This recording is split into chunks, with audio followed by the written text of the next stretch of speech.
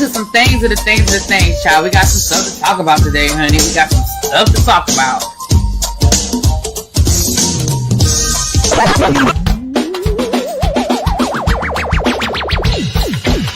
Hit that like button if you are new here. Go ahead and hit that subscribe button. We have a great time over here. You meant what you said when you said it.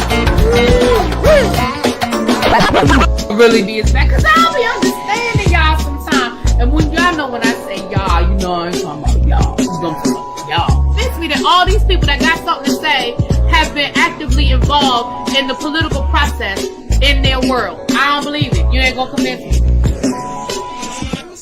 I know y'all love me.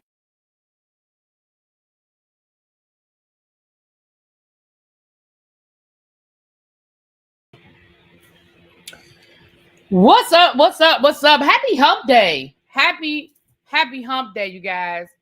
So listen, first of all, let me just say hi to the people. Let's go ahead and get in here. Let me say hi to the people.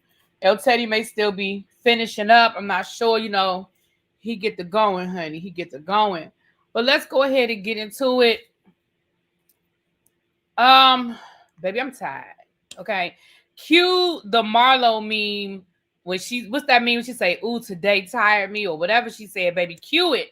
Because I'm tired. Okay. I'm tired. I was teaching them churn today. Okay. I was teaching them churn today. Okay. We were talking about Reconstruction and black codes and the Ku Klux Klan. And I guess I got excited, honey. I guess I was excited. Listen. I thought it was something on my glasses. So anyway, but I'm tired. Like, put some, I need to put some Tiger Balm on my legs before I go to bed tonight. Yeah. What up, Cruiser Bruiser? Well, let me say hi to the people, honey. Let me start from the beginning and work my way down, honey. Oh, let me start from the beginning and work my way down. Okay. All right. So, what's up, Caray? Hey, The Informed Tam. What's up, Sharon? Hey, Stacy Renee. What's going on? Sweet Pea, lovely Nola. What's up, Quake? Auntie Nettie. Yes, Natty. I said Nettie, child. You know I know your name. Hey, El Michelle. Rashonda. What's going on, La Queen? Hey, Brandon. What's up, boo? Hey, Marcus. Shade, coming straight from Richmond. Gabby. What's going on? Hey, Joanna Yogi. Nubian Des Hobb. I never deviated even when she tried to debunk it. Hey, y'all. Child, I told y'all, listen. Told y'all that girl was with child. Anyway, Cross Country Cruiser, Quater, Canary Diamond. Yes, Canary Diamond. All right. Crystal, see, Golden. What's up, Yolanda? Hey, Carrie. Taya, what's going on? Hey, Sin.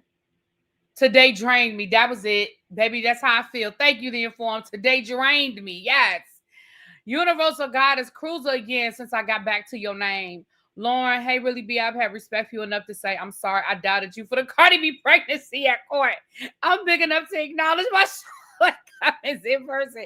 Baby, it is all good in the hood. Listen, we had a 50-50 chance of being right or being wrong. I'm going to tell you, let me finish saying hi to the people. Y'all remind me to come back to what Lauren just said. And thank you, boo.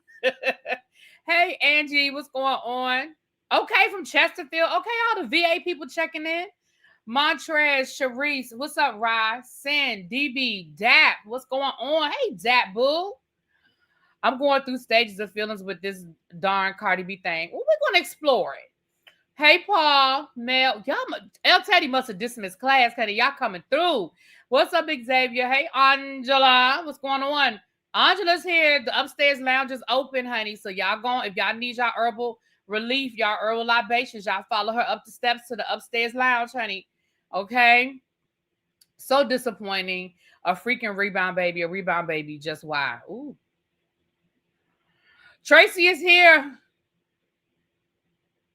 Chris Bosch got you might as well send it to me, child, because I don't know nothing about it. Chris Bosch.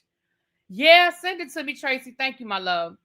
Janae, what's up, boo? Oh, El Teddy said that the pupils are on time. I knew that. Baby, the way y'all came rolling up in here. Really B is 2 out of 2 this year. Can we officially call her not the pregnancy whisperer? What's up, J Diva? What's up, C Golden? Oh, I think I already said C Golden.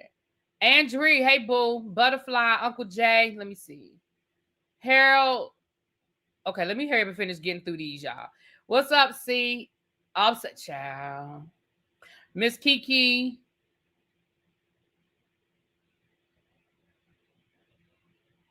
Okay, I didn't even know nothing about it. It was not too late to join. Oh, listen, Cruiser said it is not too late to join us on that cruise. And it's not. Listen, it ain't too late until the ship sell out. And so far, the ship has not sold out. What up, Mo Walker? Gabby, you have a sinus infection. Oh, well, take care of yourself, my love. JB, hey, boo. All right. I'm gonna shout out a few more people. I'm gonna just start shouting out the people in green, honey. Y'all wearing me out. Hey, what's up, Miss Cookie Tarshell, Black Empress? El Teddy said, you not blaming him for... Listen, I don't even be blaming him. He sent y'all with passes. Y'all will be all right. Yana and that lady, 1982. If I missed anybody, charge it to my head and not my heart. Listen, Cruiser said it is not too late. Okay, me and Cruiser were on the phone last night. Once we get past books and bourbon, then we will get back to getting into all of the things with the cruise. Do not forget that your final payment is due in November. That date is fast approaching. Some of y'all have already paid y'all cruises off, honey. Y'all are not playing with these people. Also try to book your flights sooner rather than later. I forgot the name of the hotel. Cruiser, if you have it handy, don't go through nothing. I know you still on the clock, honey. If you have it, or maybe not, child, is late. I don't know. If you still have it handy, if you could drop the name, or any of y'all that's gonna be at that hotel, can you drop the name in the chat?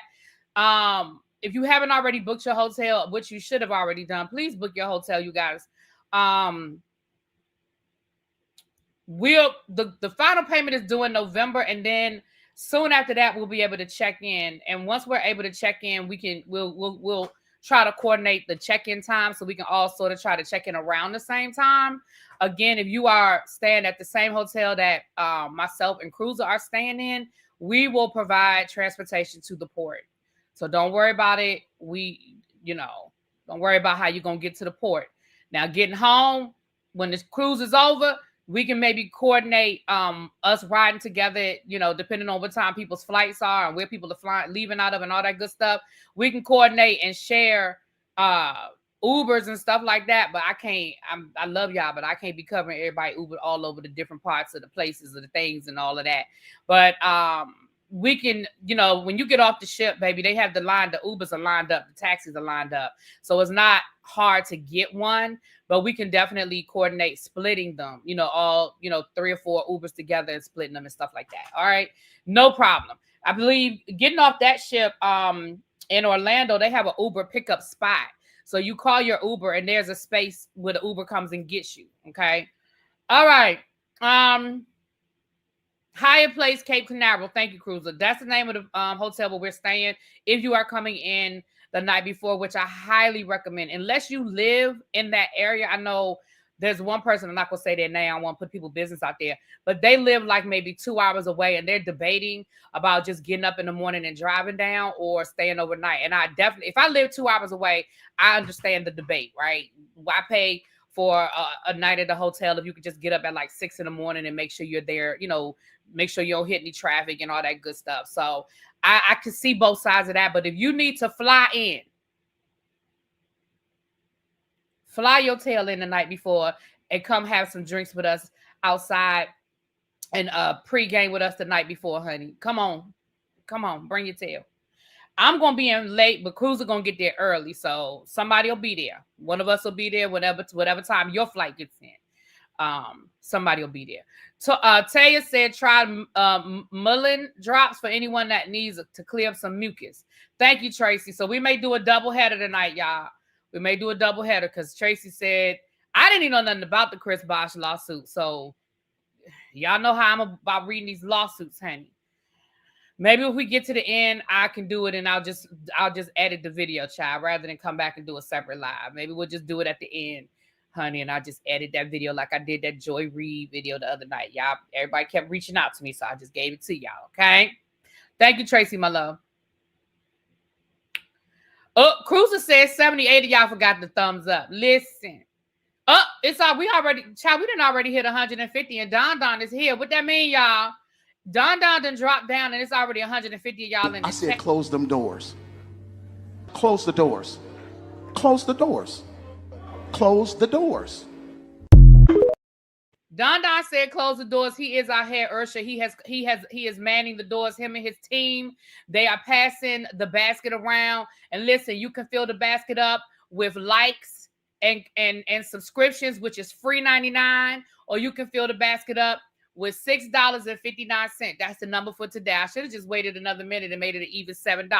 But the number for today is $6.59. If you are new here, y'all know that when Don Don drops down, whatever time he drops down, and we close the doors, that is the number for the day. So you can either hit my I was gonna say El Teddy, as Don Don likes to say, you can hit the Catch app, or you could hit the Super Chat, or you could just hit the free 99 and hit that thumbs up. It's 181 of us in here. Can we get 150 likes? Appreciate y'all.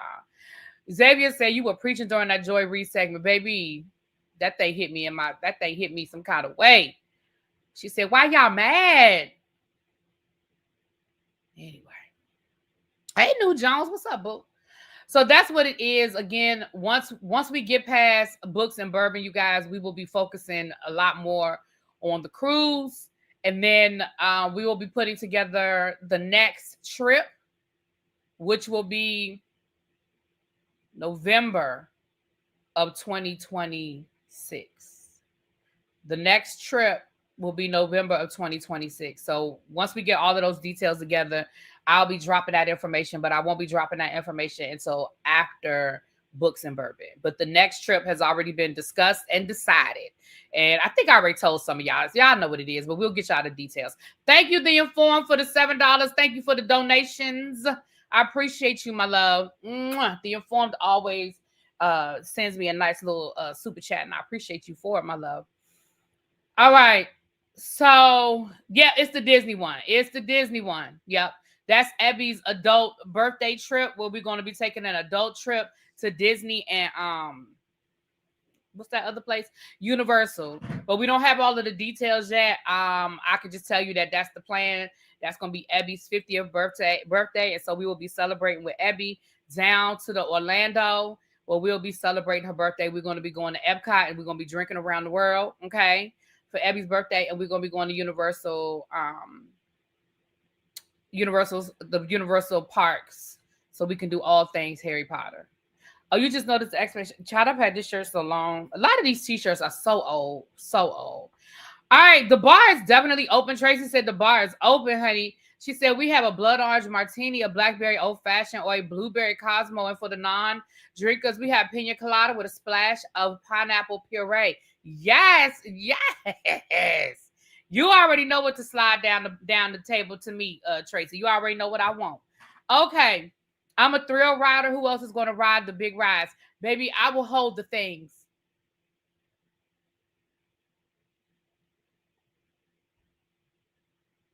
I'll hold the bags and the purses. Let me tell y'all something. They tricked me into getting on that roller coaster down to Disney with my nephew and with my nephews, and I had to pretend like I wasn't scared because they were scared. So I had to pretend like, oh, ha, ha, ha. I said, how the hell they get me on this? That dinosaur ride? That's a whole roller coaster. That ain't no play kiddie ride. That's a whole grown roller coaster. And then it started going backwards. I said, what the hell in the dark? I said, who put us on this ride? Shoot. Y'all saw that picture? I posted that picture on my Instagram. Shoot, my nephew, he was fine until them lights went out and we started going backwards. Baby, when them lights went out and we started going backwards, oh, he was done. It was like, I don't know. I don't know what's going on here. But anyway, y'all might be able to get me on a ride or two. Yeah, honey, they turned the lights out. Anybody been on that? It wasn't the dinosaur. The dinosaur one was decent. It was the volcano one. My bad. The volcano one. Ciao.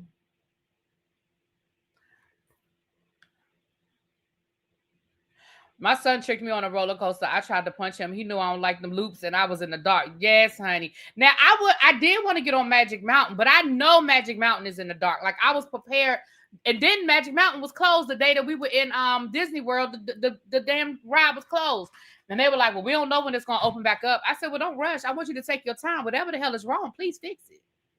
I'm good. Don't rush for me." But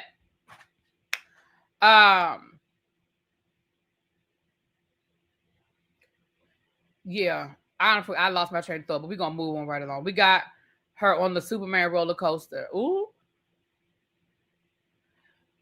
The Matterhorn at Disneyland jerks too much. It hurts me. Ooh. Not the perimenopausal bladder. Listen, that's a whole nother conversation. Baby, the best thing about my new classroom this year is that I am literally right across the hall from the teacher's bathroom. And baby, sometimes it still be a race. And I'm across the hall. But that's because I try to wait because I really hate leaving my classroom while the kids are in there. But anyway, moving right along.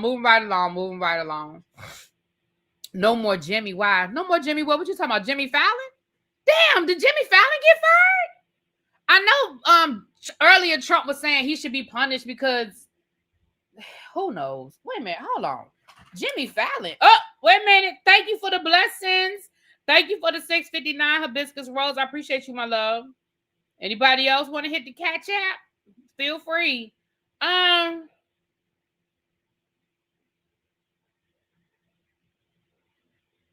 What?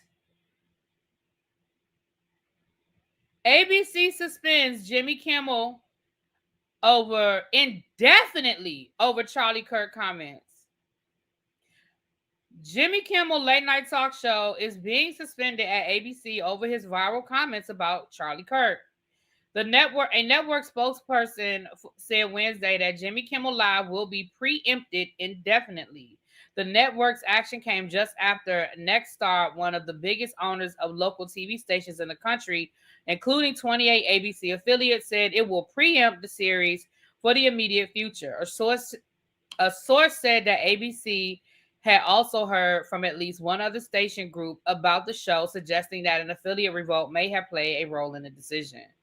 The dramatic move follows FCC Chair Brendan Carr threatening to take action against ABC in the wake of Kimmel suggesting Kirk's shooting suspect was a MAGA Republican during his Thursday monologue. He was. His grandmama said he was. His grandmama said the whole family was.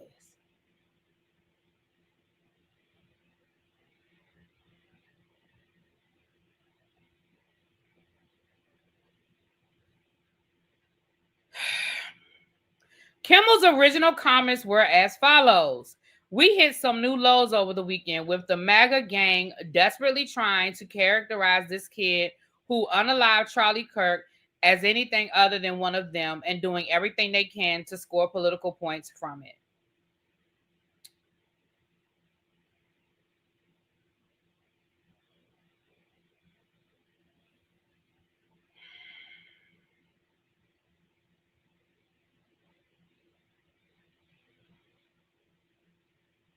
Let me say this. Can I say this? Baby, Jimmy Kimmel been trying to get fired. When I tell you that Jimmy Kimmel don't give a fuck, and when I say he don't give a fuck, I don't mean that in the long run his pocket ain't gonna hurt. I'm not talking about that kind of stuff. But if you pay attention to how Jimmy Kimmel been moving, Jimmy Kimmel don't give a damn. And I think Jimmy Kimmel pretty much anticipated at some point they was going to come and get him. Once they got Stephen Colbert, none of them can feel comfortable in their job. And the reality of the situation is, if they came for him for that, then they're looking to come for him. Exactly, Zara. Again, I hate to keep saying this to y'all, and for those of you that are still holding on to a democracy that no longer exists, I don't know what to tell y'all. Like, freedom of speech is no longer protected. There's no longer freedom of speech unless you're saying what they want you to say, right? Unless you're speaking, and let's be clear, what they want you to say changes from week to week because they don't fucking know what they want you to say. So the fact that you could be toting the MAGA company line today, and 2 weeks from now you could be on the outs because they don't even know what the company line is anymore. Nobody is safe. Nobody is safe.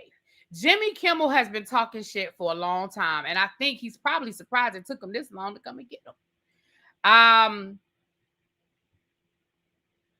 I think America is awake, Zara. I mean, when I say America, obviously I'm not speaking for everybody, but I think we're awake. We're not in a power position.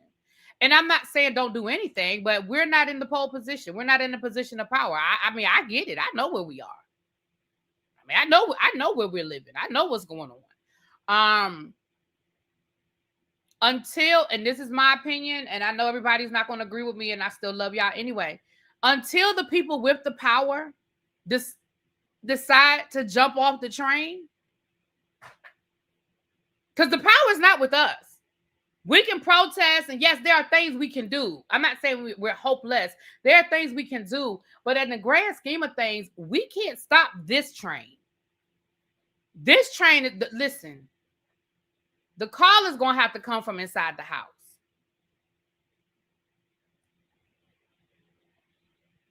The call is going to have to come from inside of the house. That's my opinion. His beef with Matt Damon is hilarious. It is the funniest shit. Jimmy Kimmel was suspended indefinitely by ABC.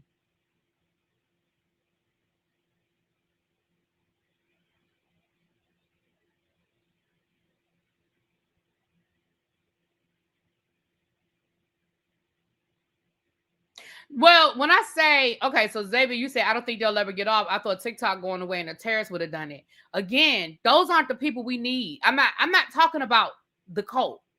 The cult's never going to, listen, the cult's not going anywhere.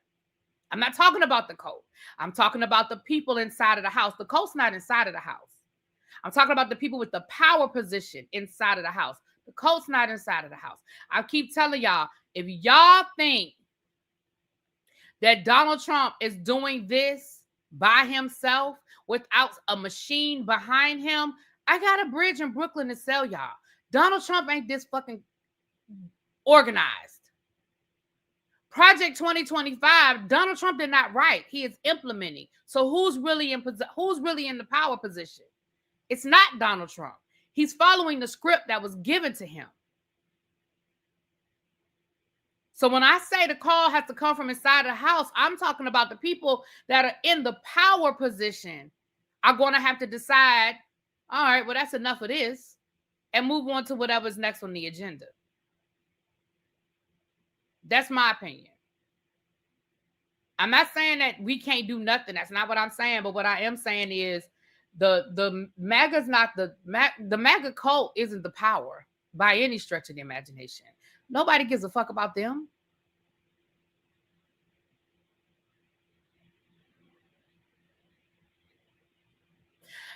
The difference with Vance, though, I will say, in my opinion, the difference with Vance is Vance doesn't have MAGA. That's the difference. He doesn't have MAGA. But anyway, I do not think that Jimmy Kimmel's coming back. I think even if they want Jimmy Kimmel to come back, I think he won't come back. I think he's good. I think whatever he already has planned, he's already put in place. I think he's already been planning this. He's anticipated it or whatever. Same thing with Stephen Colbert. I'm not sure what the next move is going to be for Stephen Colbert, but and I hate to say a podcast because I do feel like the podcast thing is sort of saturated at this point. But somebody said Netflix. Maybe, some of these places may give them their own shows where they can, say what they want to say or whatever. But Yeah, I mean, Kimmel's probably not coming back. Like, that's probably a wrap.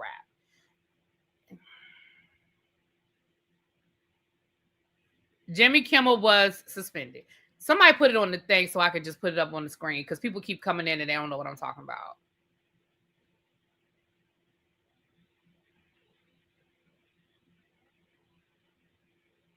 Oh, not ABC is about to be suspended for me. Well,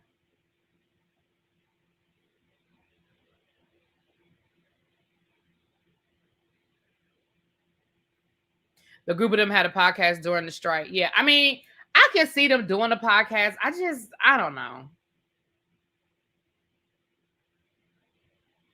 Fuck Chris Cuomo. Listen, I used to love Chris Cuomo. Fuck him. And I mean that from the depths of my soul. Well, they explained whose decision it was. It was the affiliates. The affiliates put the pressure on ABC to do it. ABC wouldn't have done this independently. The affiliates said, we're not going to show the show. That's money. Listen, y'all, it all comes down to money. That's money. If Jimmy Kimmel's show is in 48 markets and 40 of those markets said, we're not going to show it.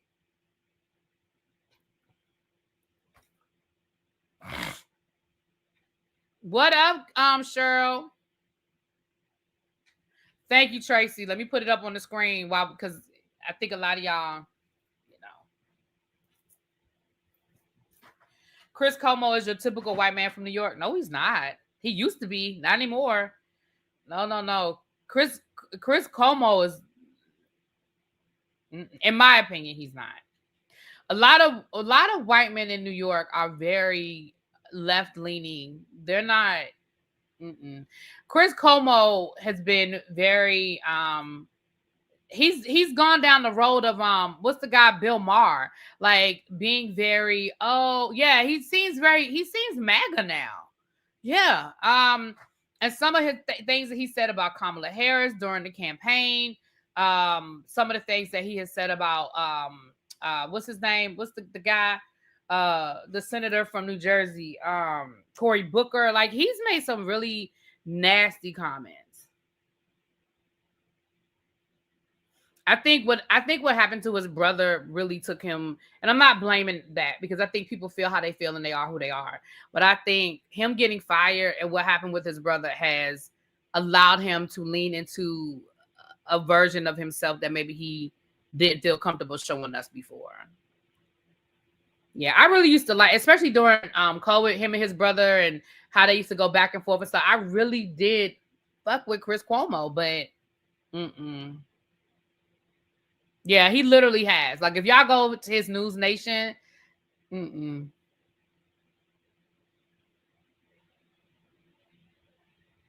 yeah. So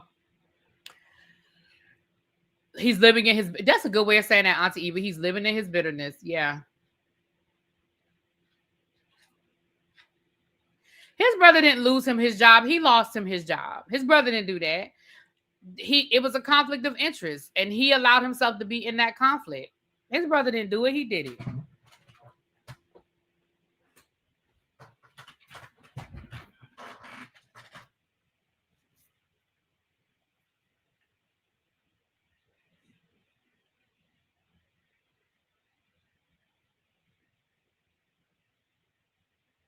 He's now strictly a voice for hire. Ooh. Don is still cool, yeah. Taya said, child, I can't take this. All right, y'all. Let's get into it. Jimmy Kimmel wasn't even on the agenda, honey. Child, listen, let's get into it.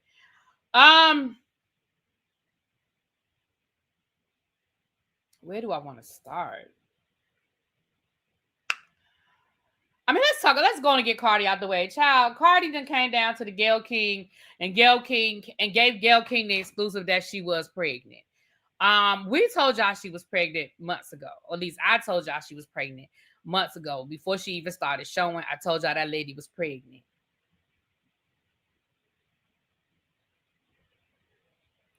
Now, I'm not gonna lie. She almost had me second guessing it for a second. I said, well, maybe this is all an elaborate scheme that she's giving birth to her new CD, right? I was like, But then I was like, no, I don't think no.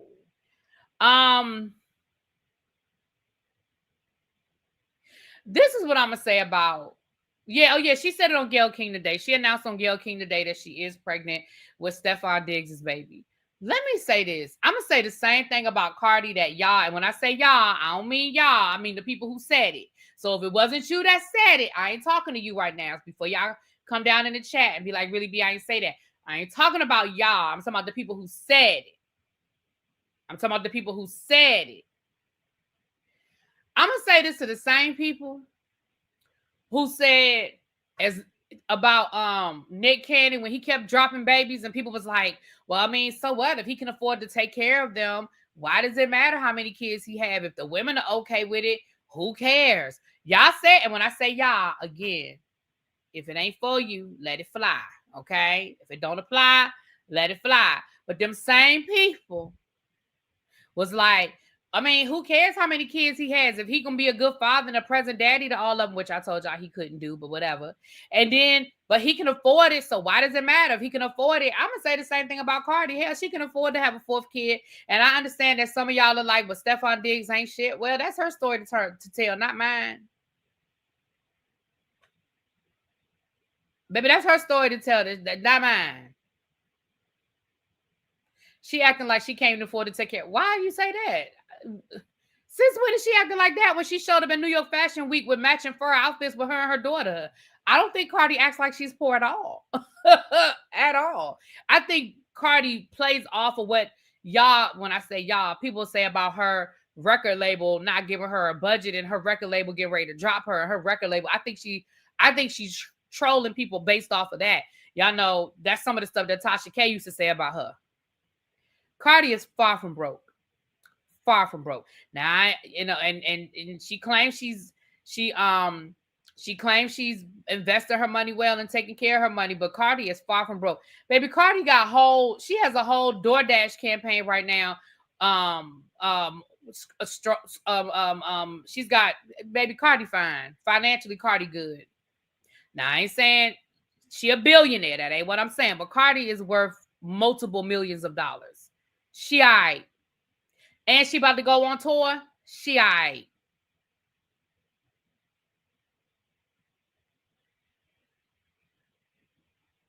Right. Because, that's one of the things that people used to say about her, that, her record label dropped her, that her record label didn't give her a budget, that her record label's not paying, that she had to pay for the album out of her own pocket. I think that she's trolling with all of that. But I will say this. I don't know who helped Cardi B come up with her campaigning, her marketing strategy for this album, but whoever did it is a fucking genius. Cardi is selling this album. Do you understand what I'm telling you? Baby, Cardi is selling this album. Now, I don't know how many units she gonna sell, but baby, Cardi is not playing with y'all. She had a pop-up Bodega Baddie event in the Bronx, I think over the weekend, or is it next weekend? She's been on every news outlet doing interviews. She it was almost like she was waiting for this lawsuit to be over, and she has been everywhere. She had the little, she went down to the New York subway, and she has been they definitely played into her personality. The way she is selling this album, I ain't mad at her. Yeah, I think it was either this weekend that just passed. I think it was Don. And baby, that Bodega Baddie song is hot. Do you hear me? I don't know if y'all done heard. Cardi worth 100 million. Yep, there you go. Cardi, all right. She said as soon as she dropped that baby, she going on tour. She doing the meet and greet at the Walmart in Houston. Yeah, Cardi's not playing with y'all. You said Stephon Diggs has confirmed one daughter and possibly two others. Well,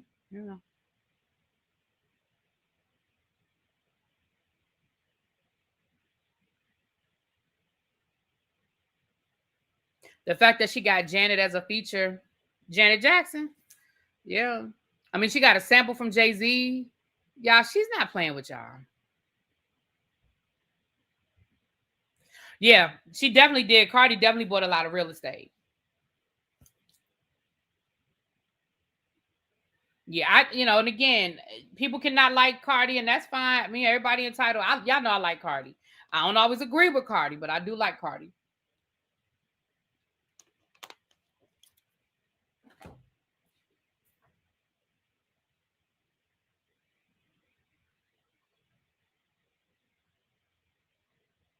Now Stefan said, "Let me help heal you, girl." Bye. Now Cardi, I can't go with you down that road. We're going to see. That's where I'm gonna exit. Moving on to the next case, because I'm not entertaining. Now, if she's worth 100 million, I can see why Nicki crashing out over old money. Oh, child. She's coming to Indianapolis. Yeah, Cardi is not playing with y'all.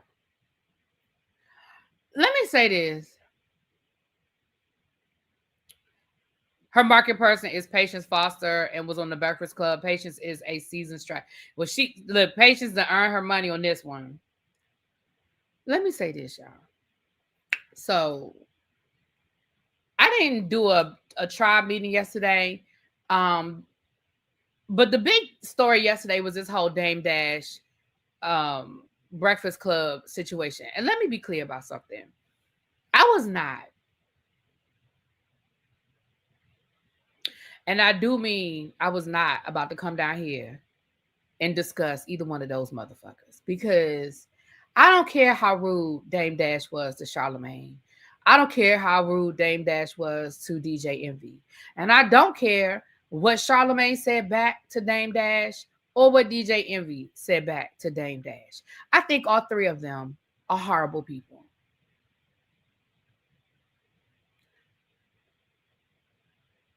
So I honestly don't give a fuck.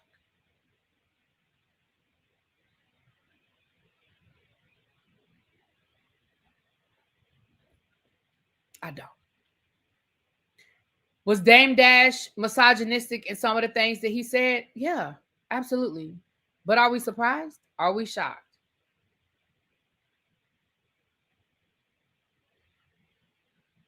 But what I am going to address is Dame Dash taking his ass down to the Breakfast Club and lying on them people couch talking about he's the new CEO of Revolt Entertainment.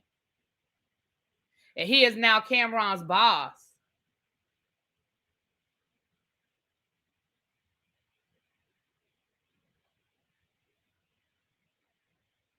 Sir, you do know all they had to do was make a phone call, and then people was like, we don't know him.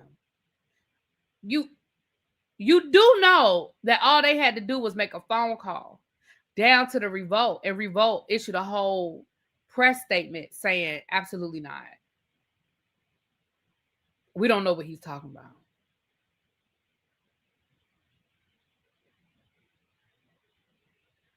It's like, and let me say this. I will say this though. And I said this to somebody. I was on the phone with somebody. I think I said this. There was this guy on TikTok. He's from the DC area. And he used to come down and he used to do stuff like, he has a real thick DC accent and stuff. And he used to do videos about like dating and, asking questions about dating, and because he said he's ready to date and this, and this, and that. And I was following him.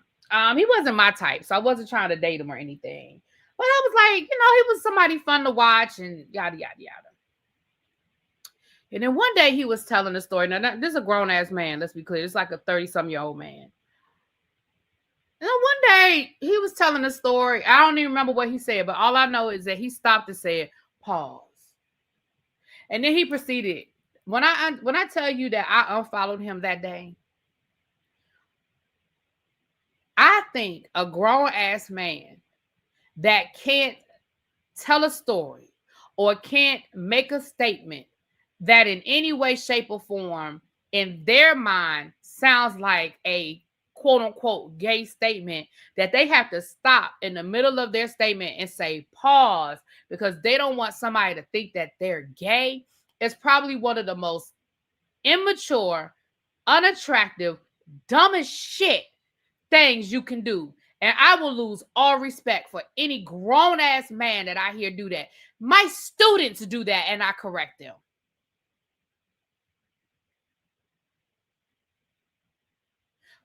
My students do that, and I correct them. I say to them, what's that for? And when you have to, when you know that you sound stupid explaining why you just did something, should let you know that it's stupid for you to do. I feel the way about men who don't eat bananas. Right. I have somebody in my family won't eat a banana in public. They'll break off a piece. And I'm like, that's just dumb as fuck. Like, for you to be so insecure in your own masculinity that you can't eat a motherfucking banana because why? And so the fact that the two of them, both of those men yesterday had a whole fucking argument over pause, let me know that I'm not entertaining either one of them. They had a whole argument about pause yesterday.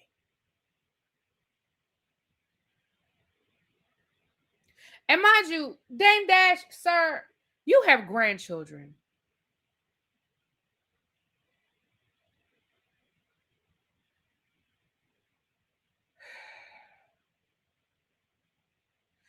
Child, we can blame Boondocks, but that was also 20 years ago. Can we let that go?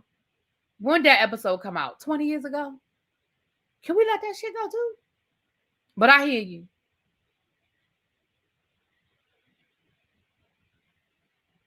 Moving right along. That's all I got to say about that, is that Dame Dash came down here and made a bigger fool of himself after making a fool of himself by lying, saying that he was the CEO of Revolt. Nigga, did you think nobody was going to call? You ain't think nobody was going to fact check that? You didn't think nobody from Revolt was going to be like, we don't know you? You didn't think...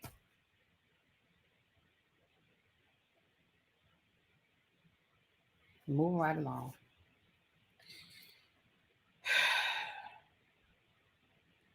Meek Mill say that he is blackballed and that he, because he was turned down for a $5 million loan to do music and make a movie or some shit. I don't know. Sir, you say you were blackballed by who? By who? Now, I understand that I'm old and Meek Mill was never on my playlist. Okay, Meek Mill was never on my playlist. I don't know this man. The most I know about Meek Mill is when he was riding down the road in Philadelphia on the dirt bike popping wheelies, and his ass they violated his parole, and they made him a poster child for people who are on these 500-year paroles. And then he got out, and then he started dating Nicki Minaj. Baby, that's all I know about Meek Mill. I could not name you a Meek Mill song. I couldn't do it. I couldn't do it. And if I Googled it, I probably would have to listen to it just to be like, oh, yeah, I do know that song. Now, I probably know some Meek Mill songs if I hear them, but I can't name you one. You see what I'm saying? I cannot name you one. Sir, you said you were blackballed. You said Drake did it.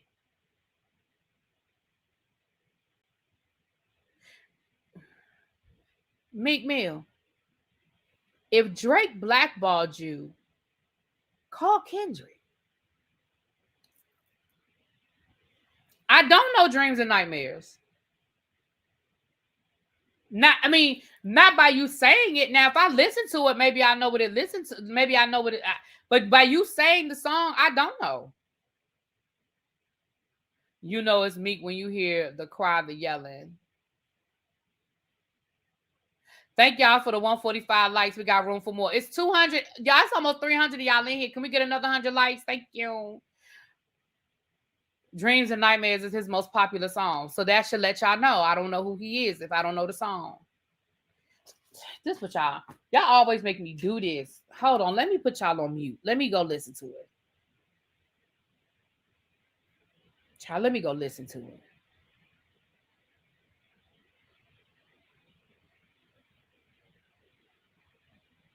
Hold on. Let me go on over to YouTube. Let me mute y'all. Let me listen to Dreams and Nightmares. Meek Mill, Dreams and Nightmares. All right, hold on. Let me mute y'all so I can listen to the song for a second. Okay. Hold on.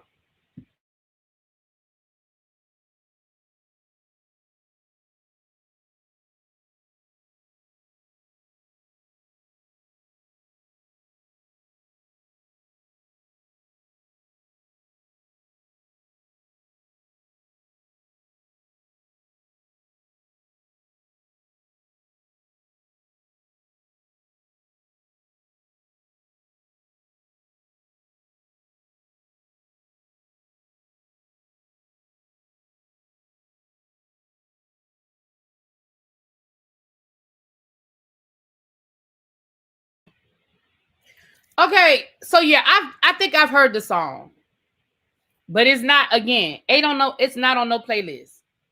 If I'm at the club, that's not gonna make me get out my seat. And again, I'm old, y'all. I get it. I old. Okay. Honestly, really, B, I think you should see if you could tutor Meek Mill. He was clearly a left behind child. If he paid me enough, I tutor him. Shit, I pay me. But I just want to know who blackballed him, and him talking about some. He talking about some. He can't get a $5 million loan. Maybe you don't have good credit. I mean, you don't have a job. I mean, is he dropping mixtapes? Tell you, it might be a bop. I'm just saying, I don't listen to a lot of music that's not. Listen, if it don't come up on my Pandora, or if it ain't already in my playlist, I mean, I hate to say that, but not. I think time blackballed me. And on that note, we are moving on. Not, I think time blackballed Meek Mill. I'm done.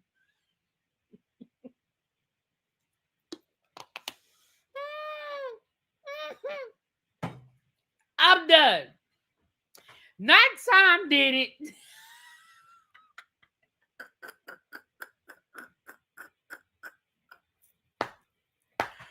Oh Lord. Okay, moving right along. Oh gosh, that was funny. Okay. Oh Lord. Okay. Jay-Z and Caesar's Palace backed Times Square casino proposal is halted by advisory committee. As you guys know, Jay-Z has made a proposal that he wants to build a casino down to the Times Square. It's backed by Caesar's Palace, and as part of that project, it was also supposed to include a civil rights museum, community investments, and $250 million in community investments. Listen, the plan was rejected by the city's community advisory committee, and that is a key hurdle. So unless he greases some more palms, it's not going to be approved. Can I say something? Hey, can I say something? And this might be an unpopular opinion. I understand that the Jay-Z people are probably getting ready to cuss me out, and that's fine. I'm okay with that. What the fuck does Civil Rights Museum have to do with a casino? Like, I feel like y'all threw that in there as part of y'all proposal to pacify the black people so they would go along with that shit. You understand? What the fuck? Like, if you want to build a civil rights museum, just fucking build a civil rights museum. But you just going, when you gonna put it on the third floor in between roulette and high stakes poker? What? They didn't. I don't even understand. What type of civil rights museum are you going to include in this project, sir? And where is it going? And what for? Why? Like,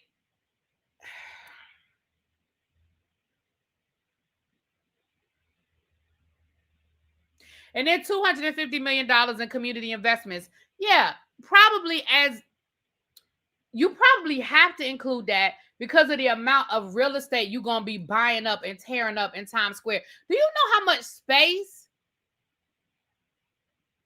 Oh, wow. Uncle Nearest is going forward to bankruptcy. Oh, wow. I hate to hear that. Damn, I hate to hear that. But do you understand, like, They just gonna go through bankruptcy and restructure. But anyway, but do like, do you know how much real estate you have to tear up to build a casino for on the level of a Caesar's Palace style casino? I don't even know where in Times Square they're gonna put that shit. And again, at the end of the day, if it gets approved, if it gets approved, I mean, whatever. But don't try to pacify me by throwing in a fucking civil rights museum. Like what? And in New York, and notice, listen, and I don't want y'all. Now this about to be something. What I'm about to say, y'all ain't gonna like. What I'm about to say, y'all ain't gonna like. But stop thinking that civil rights is always black folk. A civil rights museum may not be Martin Luther King. That's all I'm gonna say about that.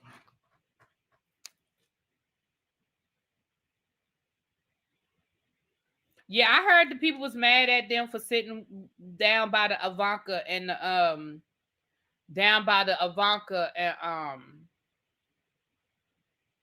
not we shall overcome on the roulette table. Not the Whitney Houston slot machine. Y'all cutting up in this chat now. Now y'all are cutting up in this chat. Yeah, y'all yeah, listen, I'm not gonna get all excited about a picture.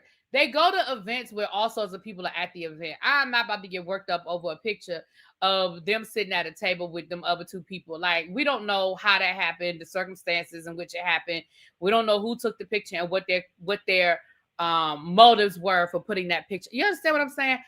And y'all know I'll be the last person to defend Beyonce on some shit. But on this one, I'm not going down that road. I'm not going to jump on that bandwagon. I'm not going on that road. I need more information.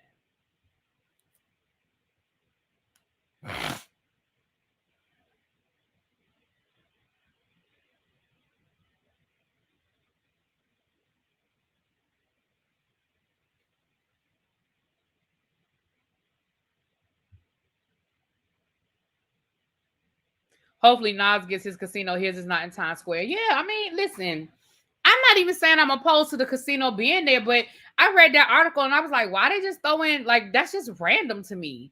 Oh, yeah, and it includes a civil rights museum. That's just random. That's some random shit to me. I'm sorry. But whatever. All right. Okay. Moving right along. Devin Haney. Sir, bring your ass down here. Come here. Devin Haney, bring your ass down here. For those who do not know who Devin Haney is a pro boxer. Okay, I'm gonna read y'all this little blurb. Okay, Devin Haney, boxing star, has filed another lawsuit against his ex-fiancee, Lena Said. This time over gifts she's allegedly refusing to return. The operative word in that sentence is gifts, but I'll keep reading. Devin gave Lena several luxury items, including Hermes bags, an Audemars Piguet watch, a diamond ring, diamond earrings, and more in anticipation of their wedding. Now that Lena has called off their engagement, he wants everything back. He claims the gifts are worth over $350,000. In total, he has suffered over $500,000 in damages.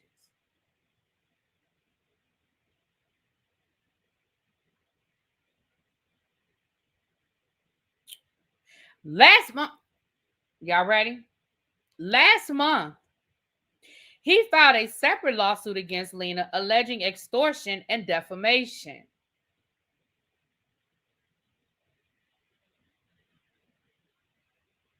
The first lawsuit came after Lena was granted a temporary domestic violence restraining order against Devin. Listen.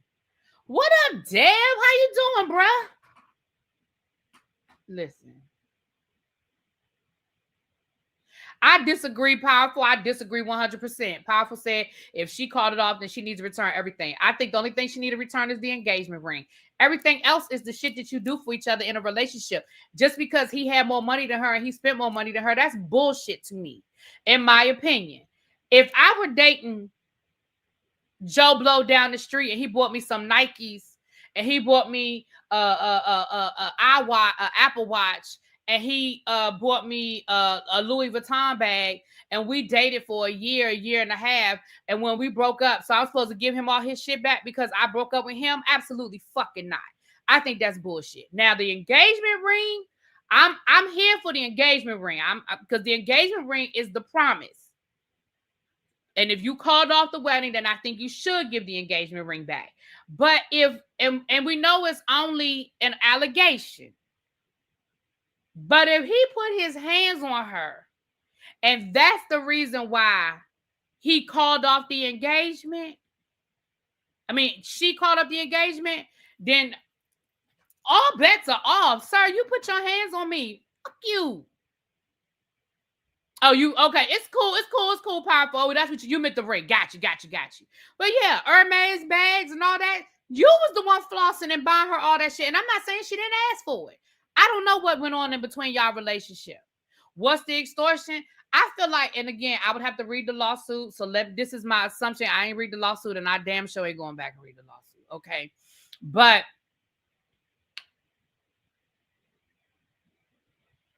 I feel like he's probably saying extortion. Like maybe he's trying to say that the DV accusations aren't real, that they're lies. And maybe she tried to extort him by threatening certain things, and he's saying that. And she may have. I don't know this lady. I'm not defending her. I'm defending the idea that you want all your shit back because she called off the wedding. Sir, you chose to spend $500,000 on this lady. See, that's what y'all keep going out here flossing and okay. Now again, the ring, I would go there if it was the ring. If he just wanted the ring back, I would probably go there with him with the ring, right? She called off the wedding. You gave her an engagement ring. You want your ring back. I would probably go with you on that one. But you want everything you gave her back? That sounds like some real immature bullshit to me. And then you filed a lawsuit too?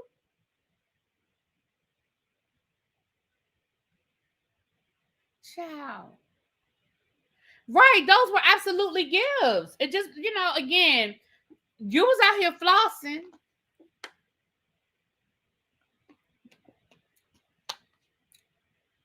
Let me tell y'all something. I ain't giving shit back. You gonna have to take me to court. I'm not giving you shit back. Matter of fact, I'm not giving you shit back so bad to the point where I'm packing the shit up that you gave me and I'm taking it to my sister's house. And it's going to stay there until you leave me the hell alone. You ain't even going to break in my house and get the shit back. You going to break in my house and it ain't going to be there. Abby said he wants the house, the car, the kids, and the dog. Right, Abby, he wanted all. He wanted all. Baby, you ain't getting nothing back. You're gonna come over here looking for it, and it ain't gonna be here. I'm be like, I don't know what you're talking about. What Hermes bag? A hooey? I just gave away the plan. No, I didn't. He can knock on my sister's door if he want to. Why you think I said my sister? He can knock on that door. Listen.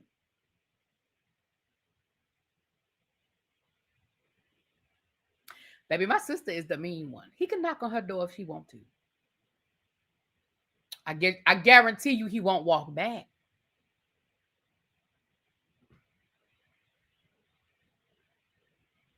Anyway, I just thought I would share that with y'all, baby. I saw that thing. I said, he wants what?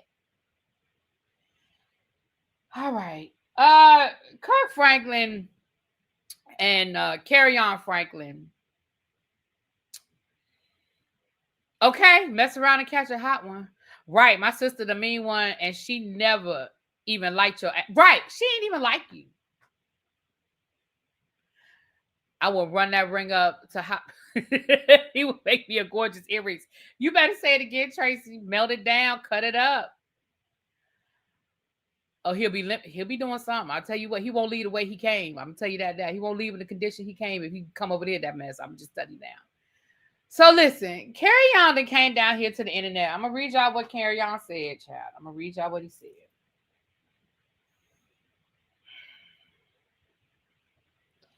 Let me read y'all what Carion told the people.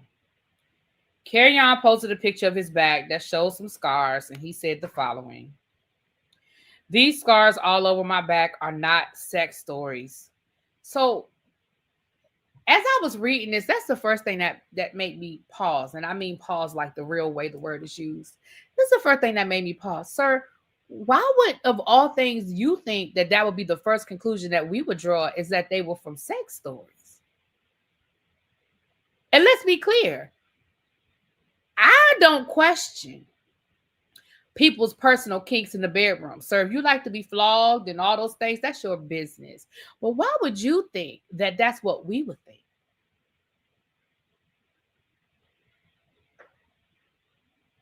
But I'll keep reading. Breaks my heart all over again when people ask, cuz KUZ. Ow. It just says 3 eyes. Does that mean something? Xavier, is that something you children are doing? He's not a child. I'm sorry, Xavier, you're not a child. Is that something you young folk are doing these days with the 3 eyes, or is that just a typo? But anyway, I wish that was the case. Pain is the only feeling that's familiar for me, but whatever's, and that's how, whatever's, or whatevs. And for the record, these scars are symbols that really signs of many secrets that I'll keep bottled up since I was a... Hold on, let me go back. Whatevs. And for the record, these scars are symbols. They really signs of many... of many secrets that 3 eyes again. Okay, that's a Carion thing. He does it a lot. Okay, got it. That I keep bottled up since he does do it all through this. That I was a baby being beat black and blue since 1st grade. I walk with war and betrayal in my posture. So fuck around and find out who's with the shits forever. Hashtag fake friends flirting for fame. Forever's for what the fuck? Forever's what? I don't even know what that says. I'm gonna just keep going. I'll enjoy being a PE teacher. What? Parentals enjoy expressing rotten rage in many ways as punishment or consequence. Not that anyone cares about compassion, consideration. These scars are the only memories I have of my childhood. So, first of all, I don't even understand half of what the fuck he's saying here. Okay. I don't know where a PE teacher came from. Sir, you have to go to college. I know that people don't respect PE teachers because they think all they do is play in the gym all day. But PE teachers have the same credentials as any other teacher. So I don't know why you said a PE teacher as if you didn't need to go to college and get a degree to do that. But neither here nor there.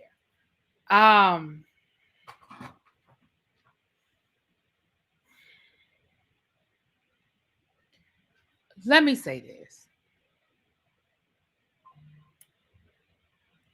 I don't know what happened to Carion Franklin as a child. Full stop. I wasn't there. I don't know. I also don't put anything past anybody. Just because Kirk Franklin is a celebrity, I don't put nothing past, just because he's a gospel artist, I don't put nothing past nobody. El Teddy brought up a good point yesterday. Until we actually heard Kirk Franklin on that audio tape cussing that boy out, if he had just come down here and told us that his daddy cussed him out, we would have been like, that Kirk Franklin.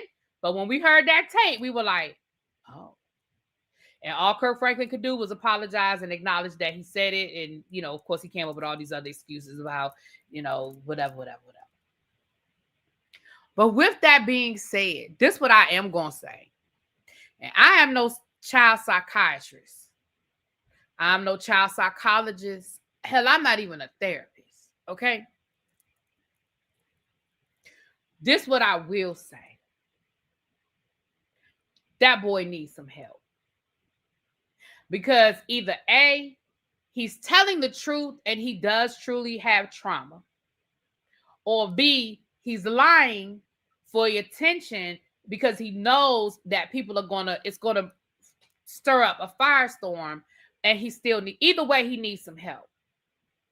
Okay, either way that boy needs some help. Now, I have heard his mom give interviews, and I have also heard Kirk Franklin speak, and from both of them, it sounds like they were trying to get that Carion has had issues for a long time, even going back to when he was a child. Do I think that Kirk Franklin was a young daddy, his mama was a young mama, Kirk Franklin was in them streets? Like, I don't believe that they were perfect parents, right? But I don't know what happened to them to that young man. But he didn't have those scratches over the summer. See, there go Tracy. She always got to do the invest. Hold on. Is that what you sent me? Hold on. That's what you sent me. Hold on.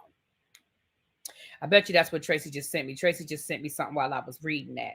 Hold on. Let's see what Tracy just sent me, y'all. Hold on.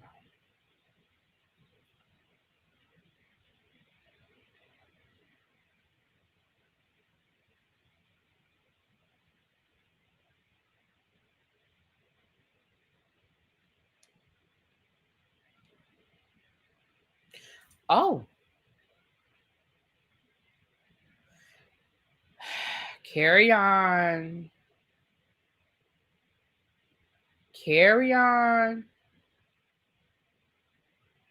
You got some splaining to do. Shout out to Chef Don Don for doing the research. This is Carion this summer. You see Carion? That's him this summer.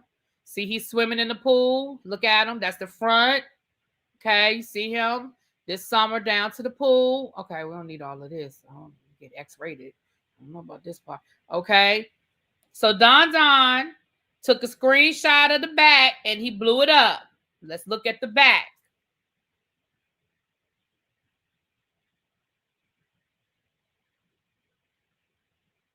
That's the back this summer. Let's look at the back that he posted on social media yesterday. Shout out to Chef Don and Tracy. Thank you. Let's look at what he posted yesterday, and this what he posted. This what he posted on his back yesterday.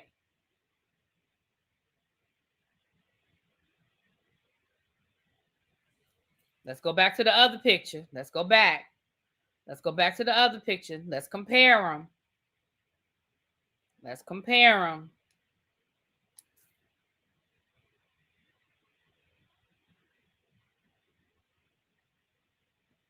It's blurry. Can y'all still see?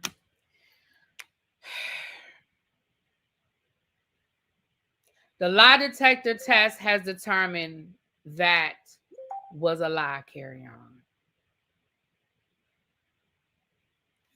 Moving right along. I just thought I would address it. Shout out to Chef Don and Tracy. Thank y'all. I appreciate y'all. All right. Now listen, we have two very sad stories to get into before we get ready to get out of here. Oh no, we're going to do the Chris Bosch. So let me get through these last two stories, and then y'all want me to read this, but not y'all want me to. We're going to read this Chris Bosch situation. We know that there was a lynching down to Delta State University. A young man was found hanging from a tree. They said, not Carion Smollett. They said that the school originally told the family that that young man was found in his bed. Come to find out, he was found hanging from a tree. They also said that there's no foul play involved. Now, their preliminary report even said there's no ligature marks. Now, let me say this to y'all. See, this is how sometimes you can lie so hard that you lie your way out of the shit that is plausible. Even if y'all are trying to say that that young man did that to himself, because y'all are saying that there was no foul play, fine. Let's walk down that road. Don't yell at me yet. Let's walk down that road. If we're going to walk down the road that this man did this to himself, this young man, I guess he had a ladder. And he climbed up that ladder. and he harmed himself. I don't know where the ladder went, but I guess they want us to just think that the chipmunks carried the ladder away. Even if that's what happened to that man, there would still be ligature marks.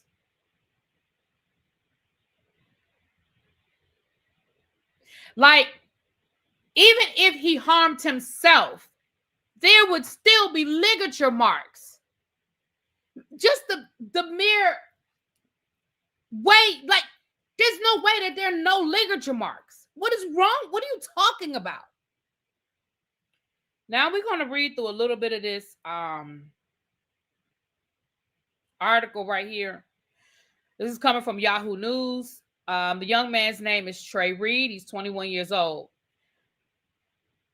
The death of a Black student found hanging from a tree in Mississippi's college campus this week has left the family demanding answers and civil rights leaders calling for a transparent investigation.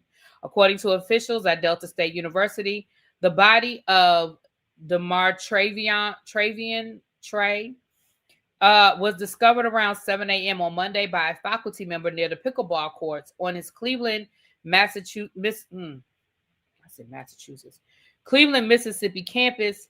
Classes were canceled on Monday.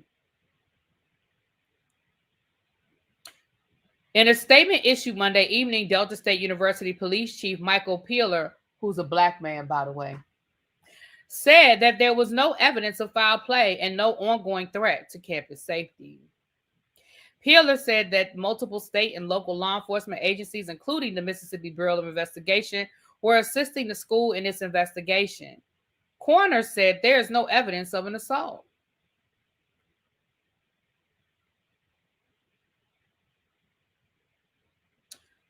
Bolivar County Coroner Randolph Seals Jr.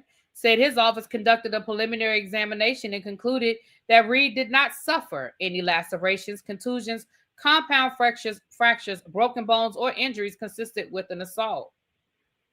There is no evidence to suggest the individual was physically attacked before his death. Further information will be provided when the results of the autopsy are finalized.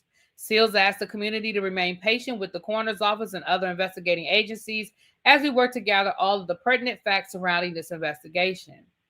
Peter said Wednesday that Reed's body had been transported to the medical examiner's office where they began conducting the autopsy, and the preliminary results are expected within 28 to 48 hours.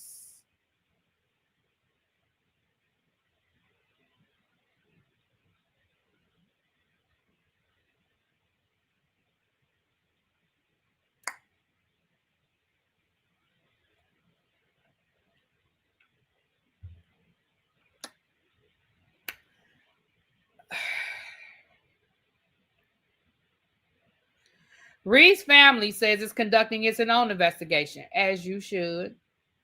At a news conference Tuesday in Grenada, Mississippi, Vanessa Jones, an attorney for Reed's family, said that her firm is initiating an independent investigation into his death. Baby, Benjamin Crump will be there in the morning. Don't you worry. Benjamin Crump, he'll be there in the morning. Just, you wait. He'll be there. We will seek answers independently from Delta State University and from the coroner's office, and if need be, independent from the state's coroner's office, because we need answers, Jones said. Where are the cameras? Hold on, y'all. This is my sister's husband. Hold on. Hello?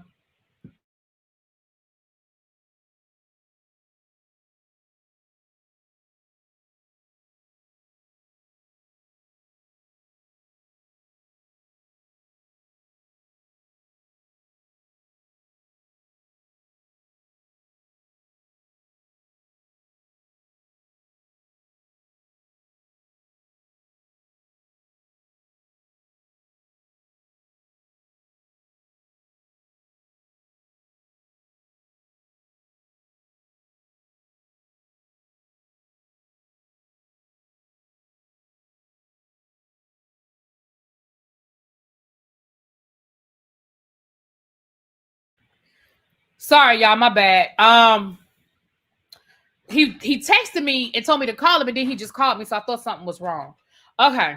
It's my nephew's birthday this weekend, child. We're trying to get the birthday stuff together. Anyway, there's talk that a video has surfaced. Yeah, because I want to know where the video cameras were. Like, even if he did this to himself, which, where are the cameras? Okay. The family said that the president of the college ain't even called them. Civil rights attorney Ben Crump said he has been retained by Reed's family to pursue a thorough and transparent investigation into his death. Mississippi congressman has called for a full probe. Yeah. There was a second hanging in Mississippi yesterday. They said that the two incidents are not connected, maybe through racism, but you know. They're claiming that the camera has a limited view, but it should still show us something. It's being said they're refusing to give the family the tapes. I can believe it. My thing is, you can't have it both ways. You can't say, well, it's an ongoing investigation, but we don't suspect any foul play. Like, it can't be two things at the same time. Yeah, that's what I put on my I posted that yesterday on my Instagram and on my TikTok. I posted the screenshot with the song Strange Fruit playing, because yeah, right, Abby. The other victim was a homeless white man, so maybe not racism, maybe just prejudice. But anyway, all right. So there's that. Of course, we'll follow the story. We'll keep you updated. Yeah.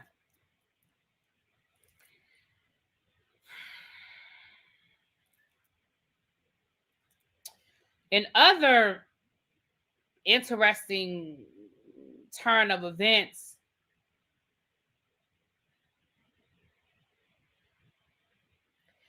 the singer, I'm going to say David, D4vid,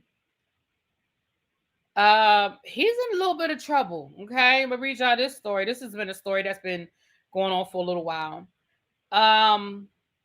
Body found in towed Tesla registered to singer David, identified as a 15-year-old girl. The body found in a towed Tesla that was registered to the singer has been identified as a 15-year-old girl, according to officials.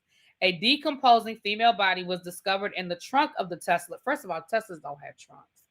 I mean, yes, they do. They don't have engines. Never mind. Forget what I just said. They have trunks. They don't have engines. My bad. On September the 8th, 2 days after it had been towed from a Los Angeles street, police sources say. The LA medical examiner identified the victim as Celeste Rivera. The teen from Lake Elsinore in Riverside County was reported missing last year and hadn't been heard from since investigators confirmed since. The circumstances of how she died and ended up in the front trunk are unclear, investigators told ABC. The cause of death is still being determined. The Los Angeles Police Department's Robbery Homicide Division is leading the investigation. No arrests have been made. Police responded to an impound lot in Hollywood on September the 8th for a foul odor coming from a vehicle. Authorities located a body in the front trunk of the Tesla that was in a state of decomposition. The victim was about 5'1" with wavy black hair and was wearing a tube top, black leggings, and a yellow metal bracelet and metal stud earrings, according to the ME. She also had a tattoo on her right index finger that said "shh."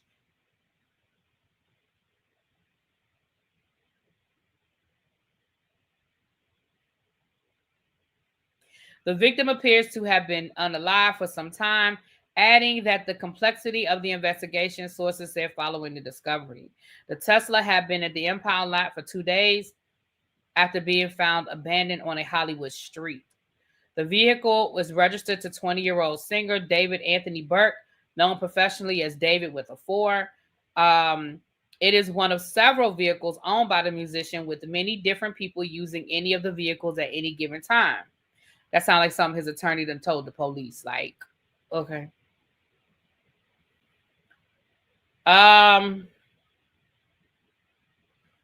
ABC News reached out to his representation for comment, but did not receive a response. David, who first went viral on TikTok when he was where he has 3.8 million followers, released his debut album in April. The singer, known for his indie R&B and alternative pop sound, is scheduled to perform in Los Angeles. He's already canceled that show. They said he's canceled that show. Listen, we can't jump to conclusions, ladies and gentlemen, because like they said, anybody that probably got that fob can drive that Tesla. So we don't know who it is. But until he says somebody else had that car, it's clear that he's probably the number one suspect. I also saw, and I don't know if this is true or not, so let me just say that this is rumor, that allegedly he has that same tattoo that she had on her finger that said shh. Allegedly, he has that same tattoo. Mo Walker said this young lady has been running away since she was 13 or 14 years old. There is a picture with the two of them together, so that's also not a good thing, sir, that there's pictures of the two of y'all together, so they've been able to establish that you know her.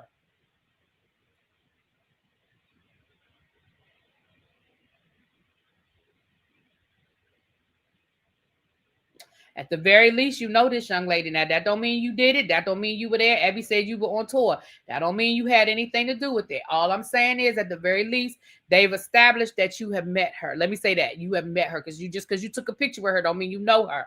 But somebody put her in your car. And the car was found abandoned. Did you see? The first question I would ask if I was the police, did he report that car stolen? Where did he think the car was?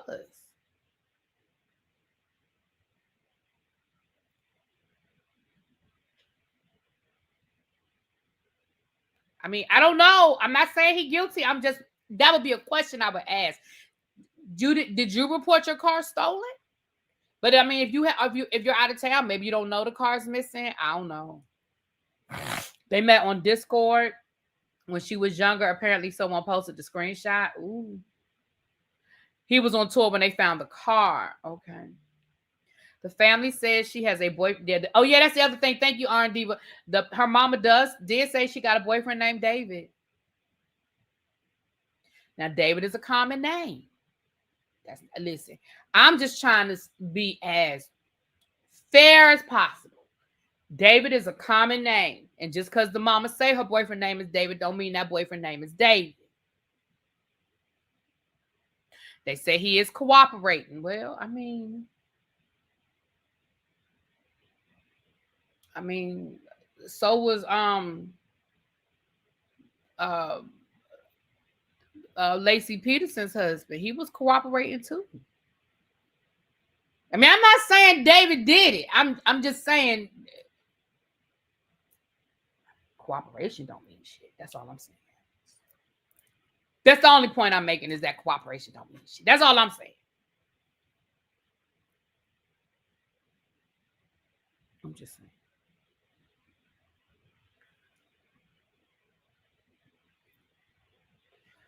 We'll keep y'all posted. I'm sure that this is one of those stories that I feel like we're gonna get updates on this often. That's how I feel. I feel like we're gonna get a lot of updates on this. Fast. I think this story is gonna be moving fast. Because it's a lot here. Okay. What's the 4? Is he the 4th of his name? Oh, child, I don't know nothing about this man. I agree, Bap. At the very least, what is this 20-year-old man doing hanging out with this 14-year-old runaway? I'm just saying. Runaway love.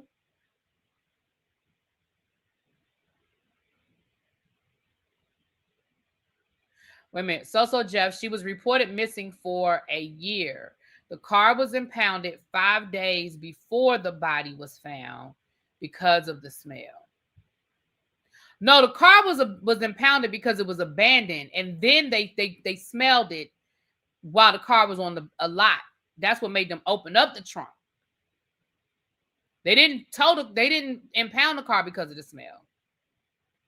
They impounded the car because it was abandoned on the street, and then while it was on the impound lot, they were smelling it, and that's why they opened it up. Yeah, I mean, I feel like this is gonna be one. I feel like this girl was a runaway. She probably was in and out and in. And you know, there it is. So anyway, moving right along, child. You said, wait a minute, you said, and I hey Sue, huh? I think your fingers are moving faster. What you trying to say, DB? You think she was pregnant? Did they? Oh, you said I bet she was pregnant when she died. Now that would probably be interesting. Oof, oof. Anyway, moving right along, y'all. All right. I just Googled him. Have y'all seen how he looked? I saw the pictures of him. Yeah. All right, y'all. Let me write down the timestamp. Let's get ready to get into this Chris Bosch lawsuit. I don't know if you're still here in the bushes, Cruiser. I'm about to read this lawsuit, honey. All right, what time is okay? It's 1 hour and 27 minutes. All right, we can get into this Chris Bosch lawsuit. Now, let's be clear. I am totally 100% in the blind about this. I have no idea what this lawsuit is about, but y'all sent it to me. El Teddy said he already went over it. We about to read it. Okay? Don't forget the number for today is 659. If you would like to donate to the platform, you can catch at me, or you could super chat $6.59 or $16.59. Or if you feel a real froggy, $60.59, however you want to do it. But please, if you don't do nothing else for free, you can hit that like button, and I appreciate you. Wait a minute, what? Hold on. Okay, cancel. Oh, I hit the wrong button. I was like, what?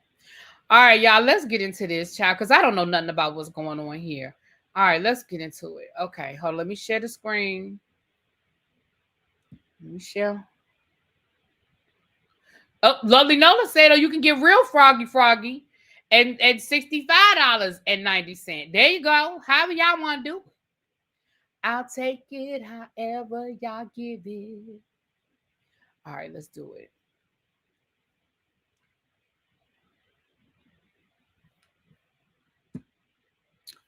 All right, let's make it a little bit bigger.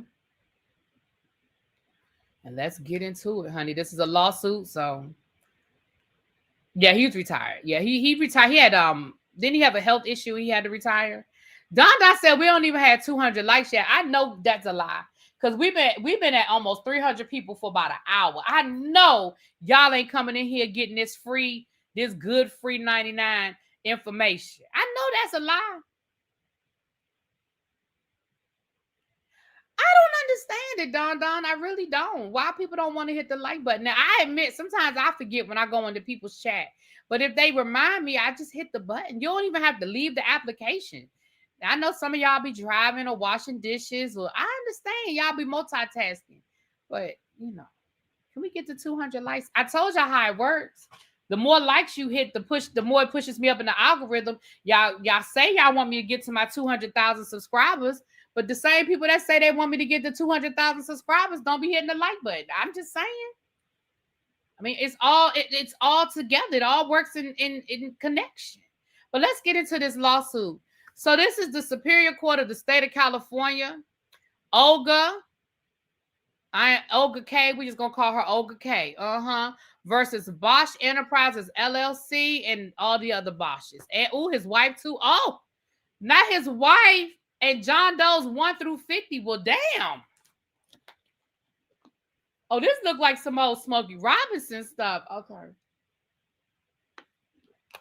The complaint for damages for unpaid regular wages and overtime, failure to provide meal periods, failure to provide rest periods, waiting time penalty for non-payment of wages, violation of business and professional code 17200. Constrictive discharge in violation of FEHA, constrictive discharge in violation of public policy, plaintiff required to endure conditions that violate public policy, hostile work environment and harassment, failure to prevent discrimination or harassment and or retaliation, not actual battery, negligent hiring and retention, conversion, intentional infliction of emotional distress. My gosh. Okay, let's read the introduction. Good God Almighty. What them Bosch is allegedly doing over there? Plaintiff Olga worked as a personal assistant and estate manager for defendants Chris Bosch and Adrian Bosch and Bosch Enterprises, LLC. During her employment, plaintiff suffered sexual harassment, gender harassment, and a hostile work environment based on her sex and gender. In addition, plaintiff was subjected to an unconscionable and abusive course of conduct by defendant Adrian Bosch, and to such an extent that plaintiff began to suffer panic attacks. Plaintiff finally separated from employment and was constructively discharged as suffering a sexual battery in a hotel room during a basketball camp perpetrated by one of the defendant's friends and employees. Defendant's outrageous conduct towards the plaintiff continued even after her constructive discharge, and defendants unlawfully locked the plaintiff out of her apartment and concealed, withheld, and converted her passport, work visa, social security card, and cash for approximately 2 years. Get out of here. Throughout her employment, defendants violated the plaintiff's rights as an employee by, among other actions and inactions, misclassifying plaintiff as an independent contractor, failing to pay her wages owed, and failing to provide meal periods or rest periods. Plaintiff brings this action to recover all available forms of damage, including but not limited to compensatory damages, general and special damages, emotional distress, punitive damages, and an award of attorney's fees and costs. All right, let's slide down here. Y'all know you want to get to the good stuff. Let's slide down. Y'all know y'all just want to get to the factual allegations. All right, let's go. Let me see what y'all saying in the chat before we get into these factual allegations. Did she sue the friend? Good question. I don't know. Not is she neighbors with Smokey.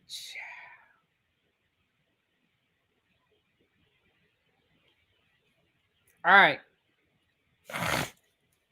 Plaintiff Olga is a young woman and an athlete who moved to the United States in 2009 to play tennis for California State University, Fresno. At all relevant times mentioned herein, plaintiff is domiciled in the state of California. Defendant Chris Bosch is a retired athlete and a businessman. Defendant and his wife, Adrian Bosch, own and reside in homes in LA and in Travis County, Texas. They otherwise travel extensively throughout the United States. The Bosch family own and operate Defendant Bosch Enterprises, LLC, and use it as a shell company or a pass-through entity to pay household staff and employees, and not as a bona fide independent business operation. In 2017, the Bosches hired plaintiff to act as their personal assistant and estate manager. Plaintiff remained employed by defendants until August of 2022, so about 5 years. And when, as discussed below, she is constructively discharged from employment following severe sexual harassment, unfair working conditions, and non-payment of wages, and sexual assault and battery. Plaintiff's job duties for defendants included, but were not limited to, providing care and companionship to the Bosch's children, cleaning, booking travel, packing and unpacking for the Bosch family, paying bills and vendors, making online purchases, handling correspondence for the Bosches, assisting with home remodels, designs, and repairs, scheduling appointments of the Bosch family, planning parties, and scheduling events for the Bosch family. Plaintiff was at all times a non-exempt employee, but defendants misclassified her as an independent contractor and paid her on a flat rate basis. Plaintiff's working hours were grueling. Throughout her employment, plaintiff regularly worked more than 40 hours a week without meal periods or rest periods as permitted or authorized by California law. As referenced above, the Bosch family maintained a cosmopolitan lifestyle and regularly traveled between their luxury homes in different states. In or around June of 2018, Christopher and Adrian purchased a home outside of Austin, Texas, and purported to move to Texas. The Bosch family kept their LA County residence and maintained its furnishings and regularly traveled to LA County after moving to Texas for extended periods. In December of 2018 through January of 2019, The Bosch family traveled to Miami, Florida to stay in their Miami Beach home. While in Florida, defendant Chris Bosch spontaneously decided to move to Miami Beach. The Bosch family stayed at the property until May of 2020 when they returned to Austin for a visit to their Texas home. At the time, defendant Chris Bosch decided to move back to Austin, Texas. Hold on a second, y'all. Give me a second.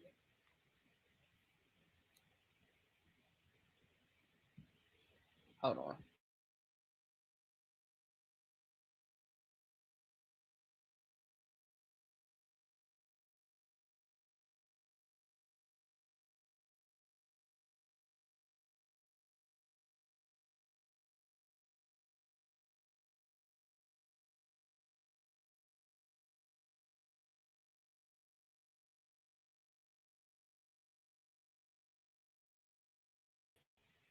All right, sorry about that. Let me take this down. Okay. Plaintiff traveled with the family and continued to work for them during their moves to Texas and Florida. Notably, during their time in Texas and Florida, the Bosch family regularly returned to Los Angeles, California for extended periods. Plaintiff would travel with the Bosch family to Los Angeles and continue to perform work for them as a personal assistant and estate manager. During this same period, plaintiff regularly returned to Los Angeles from Texas to Florida without the Bosch family, but with their express permission or at their request. During these returns to California, she will perform work for the benefit of the Bosch family and their California estate. While she was in Texas, plaintiff would stay in an apartment that Bosch Enterprises rented from a property owner/landlord. While in California, both with and without the Bosch family, plaintiff regularly worked overtime hours, but was not provided with meal or rest periods in accordance with California law. I got questions. If they wasn't with you, how do they know you didn't take a break?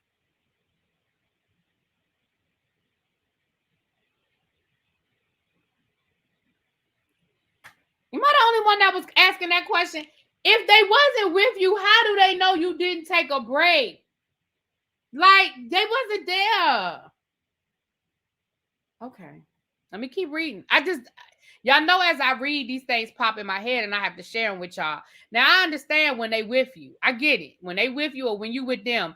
But if you was flying back and forth to California without them, how do they know you didn't take a break? How they know you didn't stop and eat lunch or get some DoorDash delivered to the house? I'm just asking questions. Okay.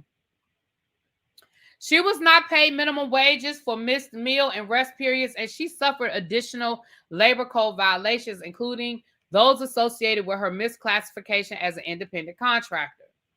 Throughout her employment, plaintiff suffered outrageous and abusive working conditions. Defendant Adrian Bosch created and maintained a working environment that was characterized by demands of 24/7 availability, immediate response times, yelling, screaming, and offensive language. Ms. Bosch's conduct was so outrageous that plaintiff began to suffer debilitating panic attacks. Ms. Bosch knew the effect of her abusive behavior toward the plaintiff, but failed to correct or otherwise relent from her hostile conduct. Ms. Bosch's conduct towards the plaintiff was intended to cause and did cause extreme emotional distress. Plaintiff suffered harassment based on sex and gender throughout her employment with the defendants, and the defendants maintained, permitted, and fostered a hostile work environment. Starting in 2021, a Bosch family employee who was also a Bosch family relative began to engage in inappropriate sexual conduct towards the plaintiff during his employment with the Bosch family and at the Bosch family home. The Bosch family employee, referred herein as BFE, engaged in unwanted advances towards her, which included commenting on her physical appearance, asking her to dates, inviting her to drinks, telling her that he was horny, and telling her that he needed to get laid.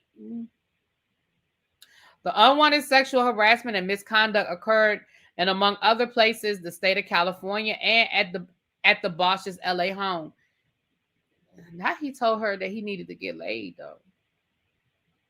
Plaintiff rejected his advances, but those rejections were ignored. BFE regularly approached the plaintiff while she was working and physically embraced her, pressing his groin against her body and holding her in that position for 20 to 30 seconds.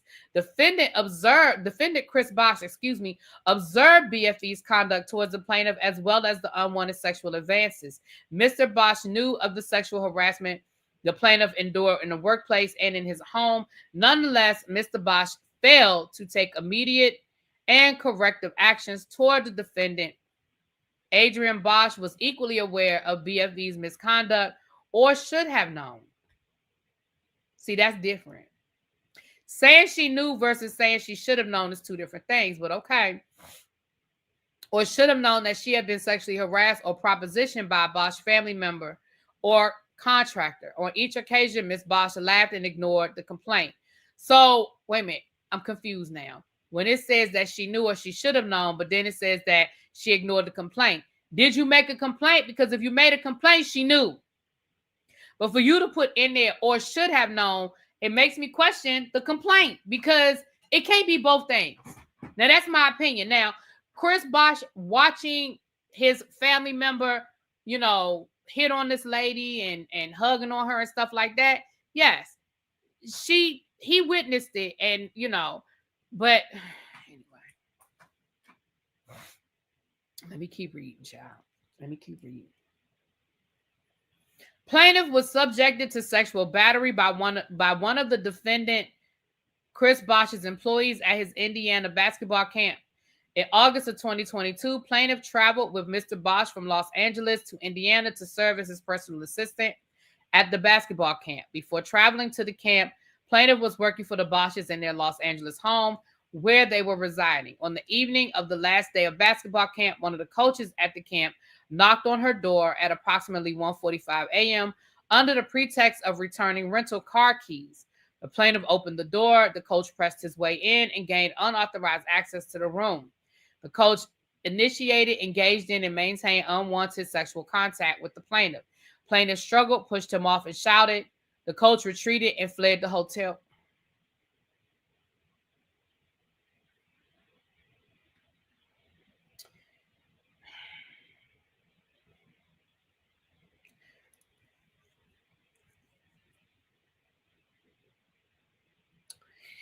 Defendant Chris Bosch and the basketball camp coach who assaulted the plaintiff are close friends.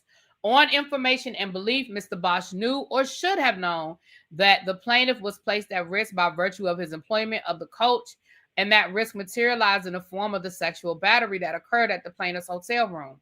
Again, how would Chris, unless this person has a history of sexual assault, how would Chris know? I mean, okay. I mean, how should he have known, I should say? Plaintiff reported the assault to a third party, the wife of Mr. Bosch's close friend, the same friend that assaulted, who encouraged the plaintiff to report the assault to Mr. Bosch. On information and belief, Mr. Bosch immediately learned of the assault as well. Wait, what? Wait, hold on. Let me put a pin.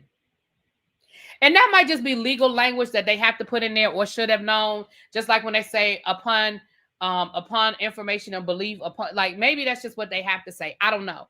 But wait a minute. So you were assaulted by one of the coaches at the camp.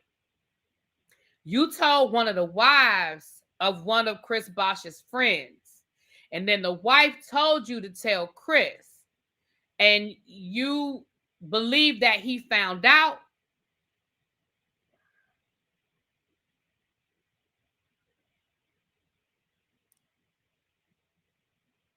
Did you call Chris and tell him? Did you call the police and tell the police? And again, I'm not victim shaming. I'm just asking questions. Don't nobody come down and say I'm trying to I'm just asking questions. I don't know whether this woman was a victim or not. Y'all know I'm going to believe the victims until I have a reason not to. I just have questions. Mr. Bosch appeared to do everything in his power to prevent the plaintiff from reporting this,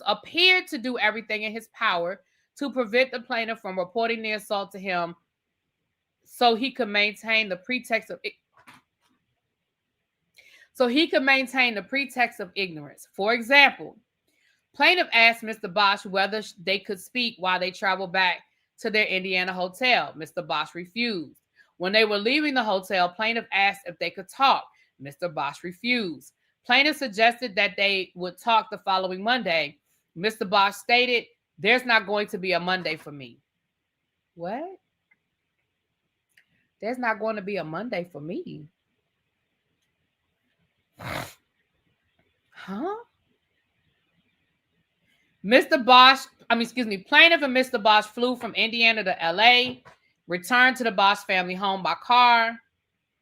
Mr. Bosch made himself unavailable throughout the car ride and was on the phone the entire car ride.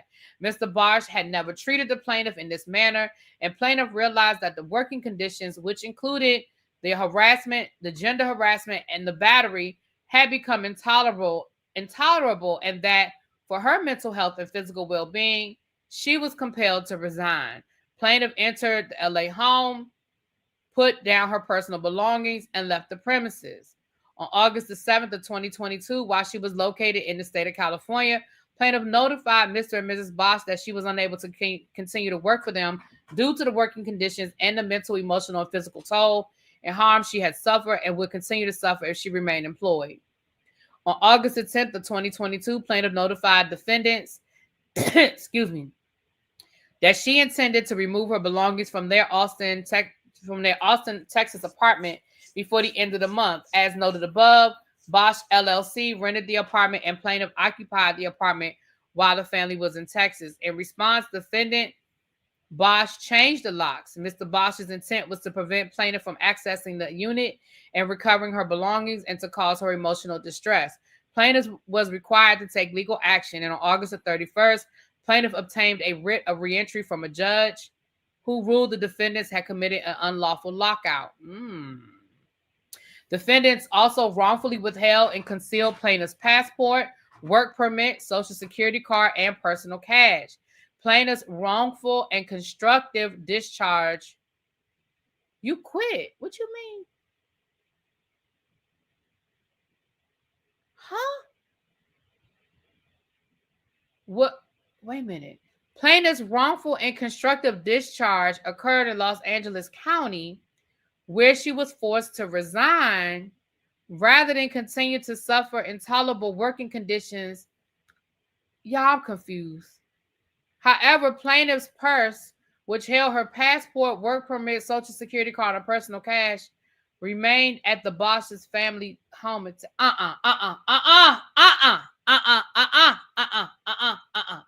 Hold on.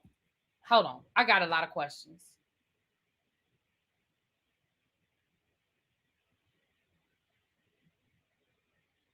I have a lot of questions, y'all. It's too many questions. I have to pin it right there. Hold on. Give me a second.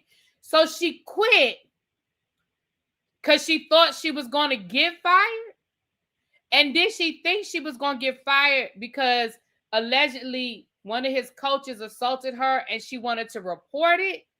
And she felt like because he didn't want to listen to her reporting it, that she was going to get assaulted. But this the part I'm confused about. Why was all that stuff in your purse in Texas if you were in LA and you flew from LA to Indiana for a basketball camp, which lasted at least a week?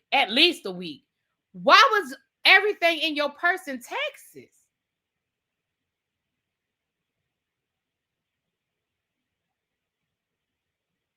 I mean, I know you don't need a passport to fly domestically. I get it. I understand. But if you had... I'm confused. And you have a social security card, so that does...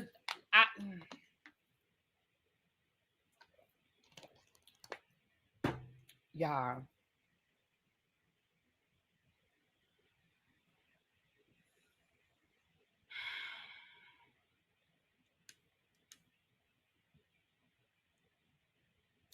Let me keep reading. Starting in August of 2022, plaintiff repeatedly demanded that defendants return her purse and the documents following her resignation. Defendants failed and refused to return the items until May of 2024. Yeah, that's 2 years. During this period, plaintiff was the victim of identity theft that resulted in 24 fraudulent loan and credit applications and a fraudulent attempt to cash a federal tax refund check. What? On information and belief, the identity theft was approximately caused by defendant's failure and refusal to return the plaintiff's personal documents and records. So did the person that stole her identity was somebody that worked for them?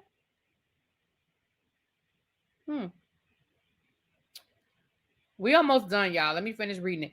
Now, I will say this. I'm going to be honest and say this. They were wrong for holding her stuff. Let's be clear. They didn't have a right to hold her stuff, much less for 2 years. Now, they should have gave that lady her stuff. She quit. Y'all, she was living in that apartment. Y'all should have gave her time to get to Texas and pack up her shit and get in it out of there.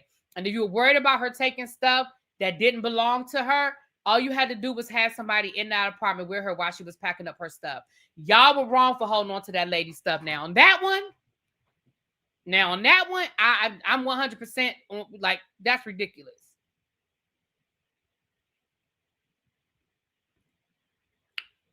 On July the 29th of 2024, the parties entered into a tolling agreement effective from July the 29th, 2024 to July the 31st of 2025.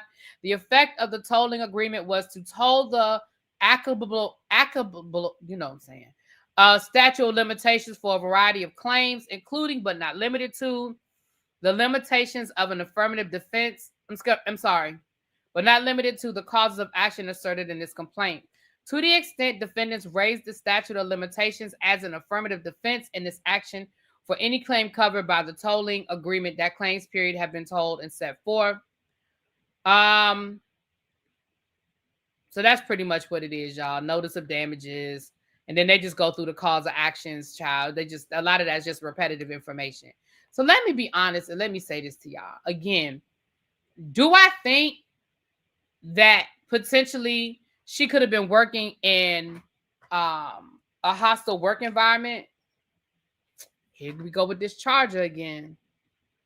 Hold on, y'all.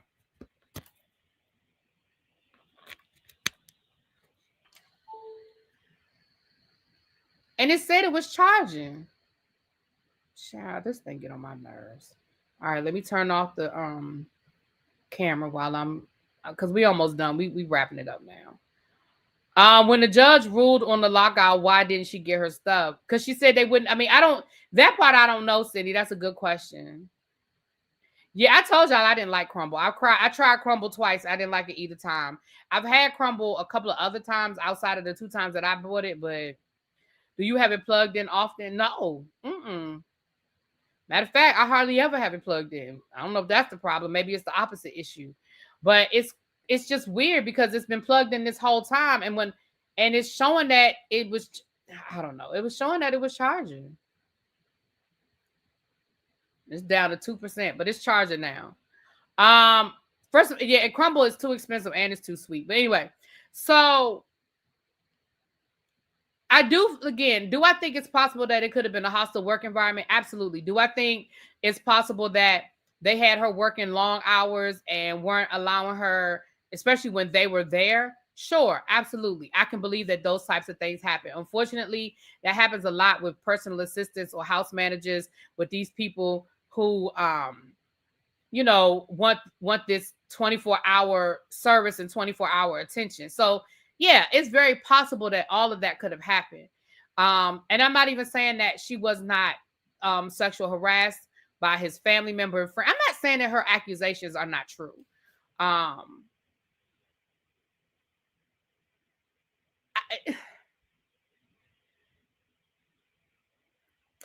There are some questions I do have about the tax stuff, because again, it should only take you 1 year to realize that they did your tax shit wrong. Like, once you get that 1099 instead of W-2 at the end of the tax year, you know that they put you down as a contractor instead of an employee. Like, right. Add the friends to the lawsuit, right? Right. Why didn't you file a lawsuit against the coach? Why didn't you file a lawsuit against the friend? Like, now she does have John Doe's in there. When we go back to the beginning of the lawsuit, she does have John Doe's. So maybe she's going to add those people later. I don't know. I feel like this is just going to settle. I feel like they're going to pay that lady some money so she leave them the hell alone. I really do. It sounds like they've been going back and forth for the last, it sounds like they've been going back and forth in court since 2022. So I feel like they just gonna get that lady some money. I don't know. What y'all think? You think BFE might be one of the kids? Well, they said family member. They didn't. I mean, well, I guess that is a family member. Duh. I don't think. I think it's one. I think it's probably like a cousin or somebody. I think it's somebody that's part of his little entourage, and he think the shit is funny. Yeah, the accusations are definitely believable, right? I think it's somebody that he's cool with. I think it's somebody that is a part of his entourage, and they think that shit is funny. They probably like, oh, you come here, girl. Let me take you out for a drink. Come here, girl. Let's go out on a date. Like I feel like he thinks that shit is funny. And even when his friend, grabbed her around the waist and rubbed up on her, like I think they probably, like she said, they laughed and thought the shit was funny. Even down to the situation that happened at the basketball camp. It makes sense that she would answer if she's the personal assistant and it's the day before the camp is supposed to be over.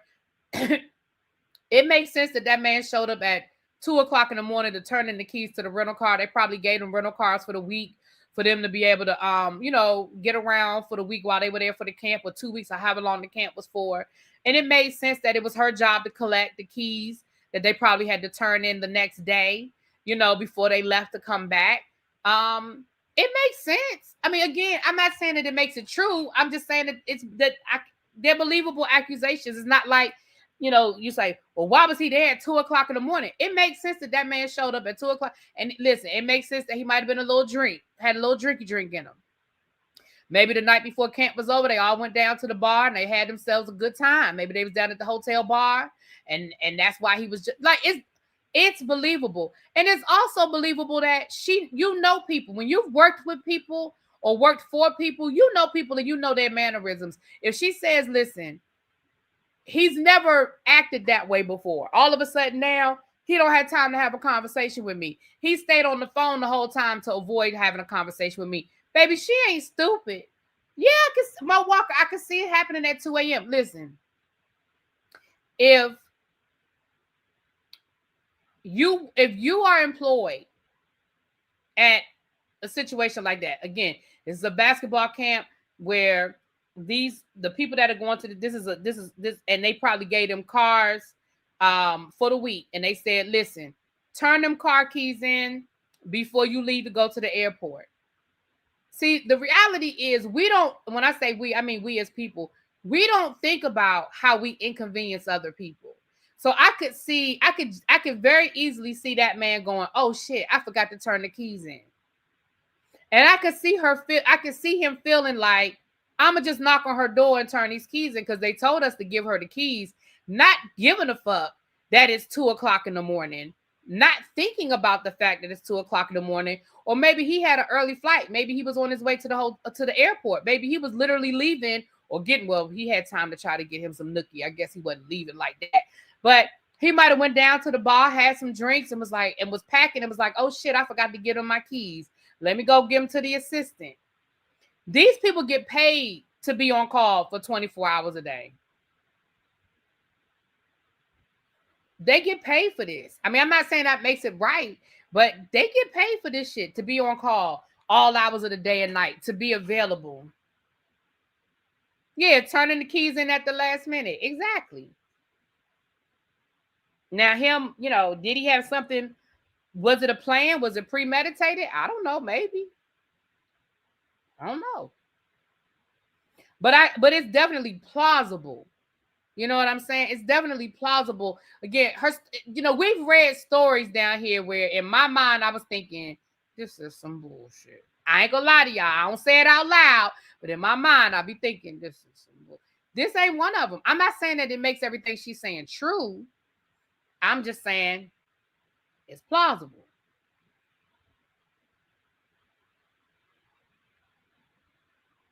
We're talking about the Chris Bosch lawsuit. All right, y'all, but I'm getting ready to get off of here.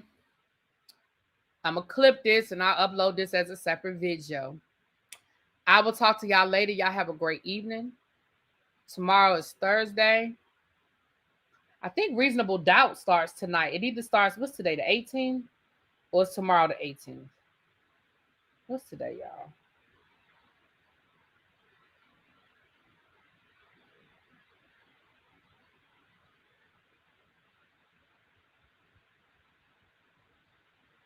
So tomorrow. So Reasonable Doubt starts tomorrow. Okay.